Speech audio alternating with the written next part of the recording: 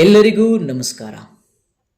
ಕಾರ್ಗಿಲ್ ಕದನದ ವೀರ ಸೈನಿಕನ ಸಾಹಸಗಾಥೆ ನಿಮ್ಮ ಮುಂದೆ. ಆ ನಾಳೆ ಬರಲೇ ಇಲ್ಲ. ಮದುವೆಯಾಗಿ ಇನ್ನೂ 10 ತಿಂಗಳು ಕೂಡ ಕಳೆದಿರಲಿಲ್ಲ.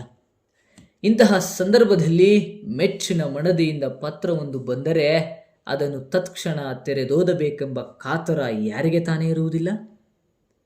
29ರ ಹರೆಯದ ಮೇಜರ್ ರಾಜೇಶ್ ಅಧಿಕಾರಿಗೆ ಆತನ ಮಡದಿ ಕಿರಣ್ ಬರೆದ ಕಾಗದ ತಲುಪಿದಾಗ ಆತ 16,000 ಅಡಿ ಎತ್ತರದ ಹಿಮ ಪರ್ವತದ ತಪ್ಪಲಲ್ಲಿದ್ದ.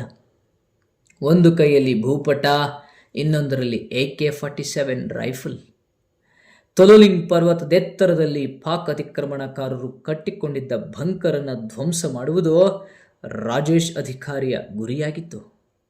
ಅರೆ, ಈಗ ಪುರುಸೊತ್ತಿಲ್ಲ, ನಾಳೆ ಕಾರ್ಯಾಚರಣೆ ಮುಗಿದ ಬಳಿಕ ಇದನ್ನು ಆರಾಮವಾಗಿ ಓದೋಣ ಎಂದು ಹೆಂಡತಿಯ ಕಾಗದವನ್ನು ಮಡಿಸಿ ಭದ್ರವಾಗಿ ಜೇಬೊಳಗಿಟ್ರು.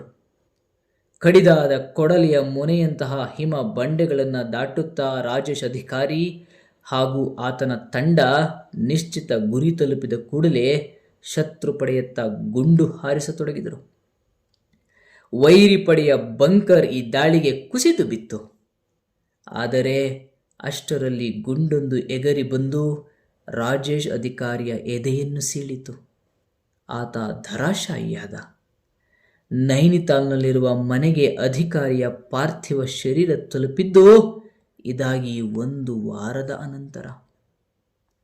ರಾಜೇಶ್ ಅಧಿಕಾರಿಯ ತಾಯಿ ಮಾತ್ರ ಮಗನ ಸಾವಿನ ಸುದ್ದಿಯನ್ನು ನಂಬಲಿಲ್ಲ.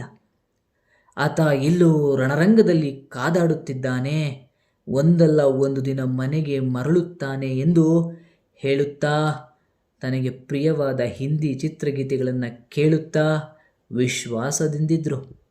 ಆದರೆ ಮಗನ ಮೃತದೇಹ ಮನೆಗೆ ಮರಳಿದಾಗ ಕೊನೆಗೆ ಆಕೆ ವಾಸ್ತವತೆಯನ್ನು ಒಪ್ಪಿಕೊಳ್ಳಬೇಕಾಯಿತು.